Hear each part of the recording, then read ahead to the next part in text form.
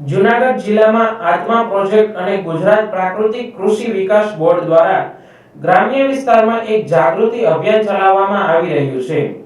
ઉનાળામાં ખેડૂતો જમીનની ખેડ કરીને આગામી ખરીફ પાક માટે ખેતરને તૈયાર કરતા હોય છે। ખાસ કરીને ઘણા ખેડૂતો દેશી છાણિયું ખાતર પણ પાયાના ખાતર તરીકે જમીનમાં નાખતા હોય છે। ત્યારે આ દેશી ગાયના છાણિયા ખાતરની અસરકારકતા વધે તે માટે જૂનાગઢ જિલ્લામાં આત્મા પ્રોજેક્ટ અને ગુજરાત પ્રાકૃતિક કૃષિ વિકાસ બોર્ડ દ્વારા ગ્રામ્ય વિસ્તારમાં એક જાગૃતિ અભિયાન પણ ચલાવવામાં આવી રહ્યું છે।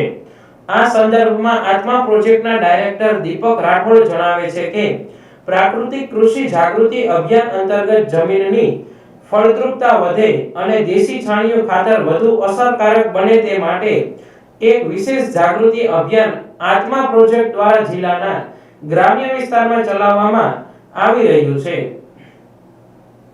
જેમાં પ્રાકૃતિક કૃષિના એક આયામ એવા જીવામૃતને ખેડૂતોને પોતાના દેશી છાણિયા ખાતરમાં ભેળવવા માટે પ્રેરિત કરવામાં આવી રહ્યા છે। આમ કરવાથી દેશી છાણિયા ખાતરની અસરકારકતા વધી જાય છે।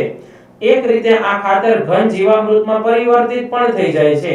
વધુમાં તેમણે જણાવ્યું હતું કે આ જીવામૃત ગૌમૂત્ર, તાજું છાણ, ગોળ, દાળનો લોટ વગેરે સામગ્રીને મિશ્રિત કરીને બનાવવામાં આવે છે, જે નિશ્ચિત સમય અવધિ સુધી રાખી મૂકવામાં આવે છે।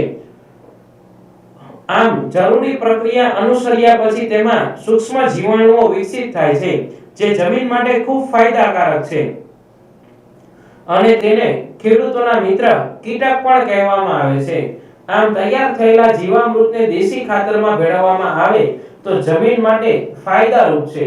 તેમણે ઉમેર્યું કે હાલમાં આત્મા પ્રોજેક્ટ અને પ્રાકૃતિક કૃષિ બોર્ડનો સ્ટાફ ઉપરાંત ગ્રાસરૂટ લેવલ પર પ્રાકૃતિક કૃષિના અભિયાનને આગળ વધારતા 200 થી વધુ કૃષિ સખી અને કોમ્યુનિટી રિસોર્સ પર્સન દ્વારા ખેડૂતોને જીવામૃતથી ઘન જીવામૃત બનાવવા માટે પ્રોત્સાહિત કરવામાં આવી રહ્યા છે।